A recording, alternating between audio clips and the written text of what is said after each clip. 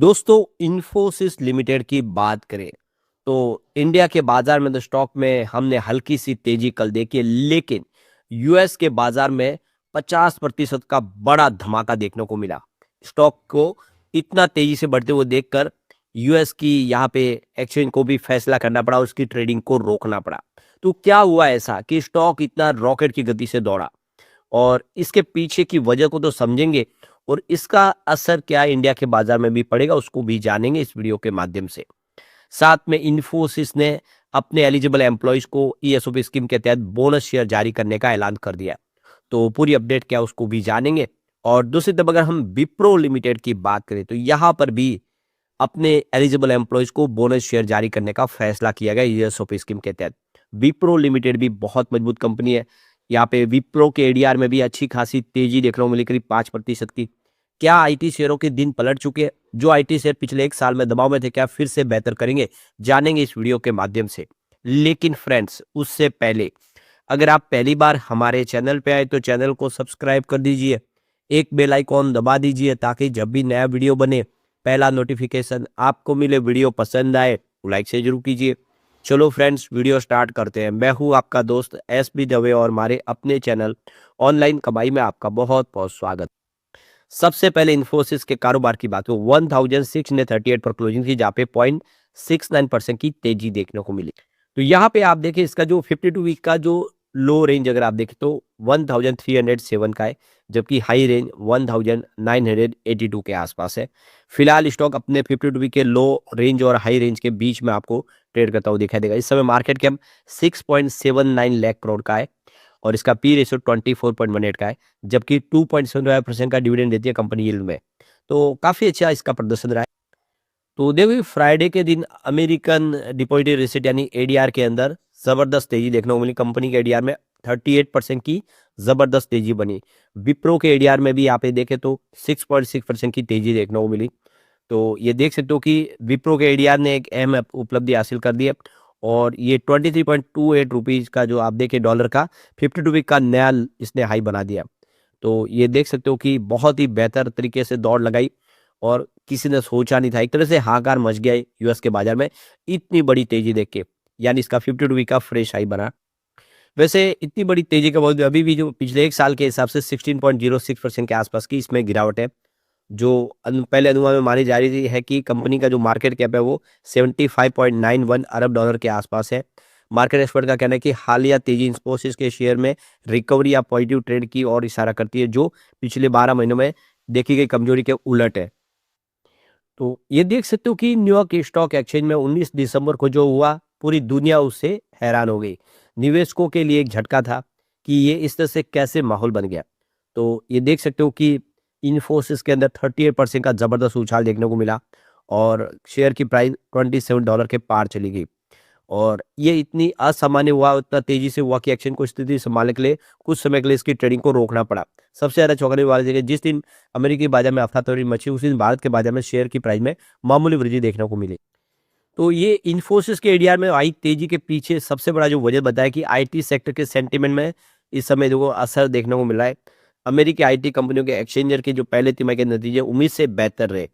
Exchanger प्रदर्शन ने अमेरिकी निवेशकों को यह भरोसा दिलाया कि आने वाले समय टेक खर्च में स्थिरता लौट सकती है। इन्फोसिस का बड़ा कारोबार उत्तरी अमेरिका से आता है, इसलिए वहां के निवेशकों के लिए इस खबर का, इन्फोसिस के लिए बेहद पॉजिटिव इसको खबर को माना गया।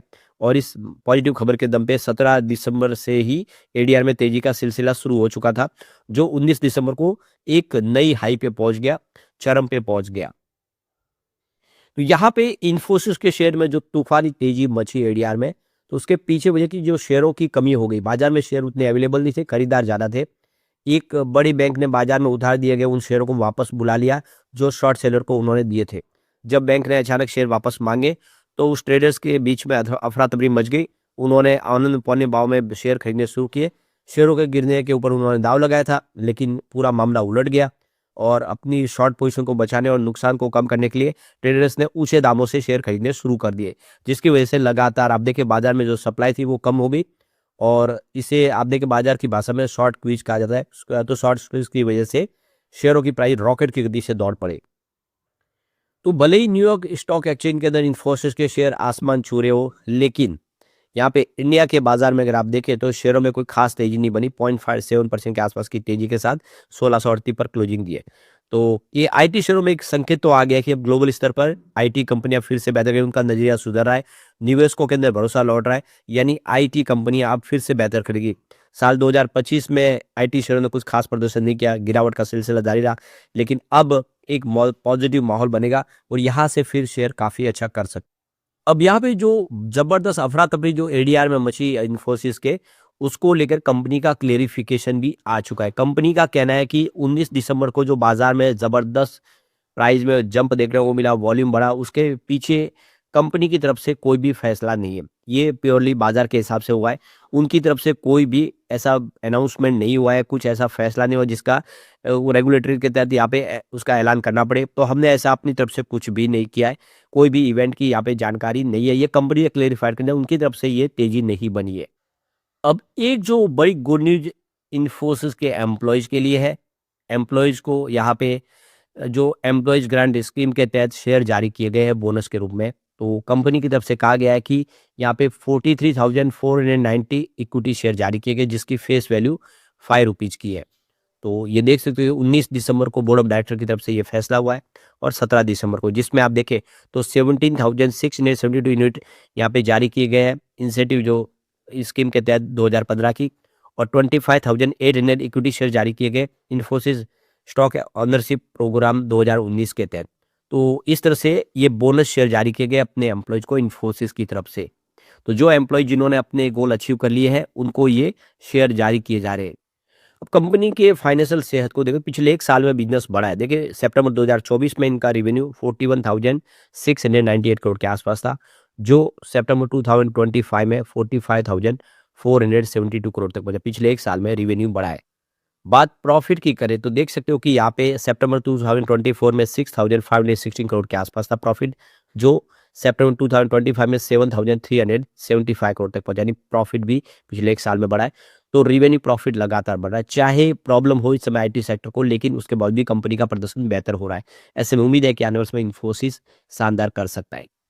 कंपनी का नेटवर्थ भी बढ़ा, देखिए 2021 में 76,782 करोड़ के आसपास था, वो देख सको कि 2025 में 96,203 करोड़ तक पहुंच गया है। और ऐसे में शेयर की प्राइस नीचे है अपने 52 वीक के हाई से, तो यहाँ से आने वाले समय बेहतर उम्मीद की जा सकती है। और जिस तरह से अमेरिका के बाजार में धमाका देखने को मिला है, यूएस के बाजार के बाद अब इंडिया के बाजार में भी कमाल देखने को मिल सकता है।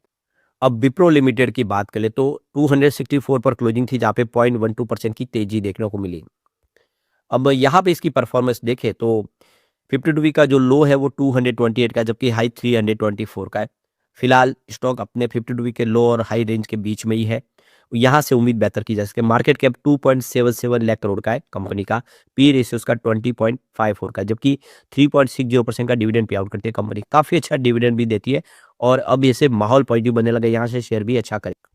अब यहाँ पे विप्रो लिमिटेड ने अपने एम्प्लॉयज को ग्रांट रेस्ट्रिक्टेड स्टॉक और यूनिट के तहत शेयर जारी करने का ऐलान किया है। तो ये देखो कंपनी ने 35,461 यूनिट शेयर जारी करने का फैसला किया है। ये देख सकते हो कि एम्प्लॉय स्कीम के तहत, और वो एम्प्लॉय जिन्होंने अपने गोल को अचीव कर दिया है, उनको बोनस के रूप में ये शेयर जारी किए जा रहे हैं। तो ये फैसला 16 दिसंबर, इससे पहले देखो 15 दिसंबर को भी कंपनी ने 2,52,134 इक्विटी शेयर जारी किए गए ADS registered stock unit plan 2004 के तहत, और 1,43,740 यूनिट जो है वो यहाँ पे यूनिट प्लान 2007 के तहत जारी किए गए। तो ईएसओपी स्कीम के तहत यहाँ पे शेयर जारी किए गए। उन एम्प्लॉयज को जिन्होंने अपने गोल को समय पे अचीव कर लिया है, उनको ये बोनस के रूप में शेयर जारी किए जा रहे हैं। तो दोनों ही कंपनियों ने बोनस शेयर जारी किए अपने एम्प्लॉयज को। तो लगातार आईटी कंपनी अपने एम्प्लॉयज को शेयर जारी करती है, जो इनके लिए एक फायदे का सौदा होता है। अब देखिए विप्रो लिमिटेड ने नवंबर में म्यूचुअल फंड में जम के खरीदारी कर लिया। आप देख सकते हो कि करीब 130 म्यूचुअल फंड की एंट्री हो चुकी है, उन्होंने यहाँ पे निवेश कर लिया है, जबकि 42 म्यूचुअल फंड है जिन्होंने यहाँ पे एग्जिट किया है। तो आप देख सकते हो कि निवेश करने वाले म्यूचुअल फंड बहुत ज़्यादा है, करीब 130, उसके सामने सिर्फ 42 म्यूचुअल फंड ने यहाँ से एग्जिट लिया है। तो क्लियरली सिग्नल है कि अब आईटी शेयरों के दिन पलट चुके हैं और आईटी शेयरों में खरीदारी शुरू हो चुकी। कंपनी के रेवेन्यू की बात करें सितंबर 2024 में 23,264 करोड़ के आसपास था, वो सितंबर 2025 में 23,645 करोड़ तक पहुंचा, यानी पिछले एक साल में रेवेन्यू आपको बढ़ता हुआ दिखाई देगा। बात प्रॉफिट की करें तो सितंबर 2024 में 3,227 करोड़ का प्रॉफिट था, वो सितंबर 2025 में 3,262 करोड़ तक पहुंचा, यानी प्रॉफिट भी एक साल में बढ़ गया है। ये आंकड़े इशारा करें कि अब आने वाले समय में विप्रो बेहतर करेगा।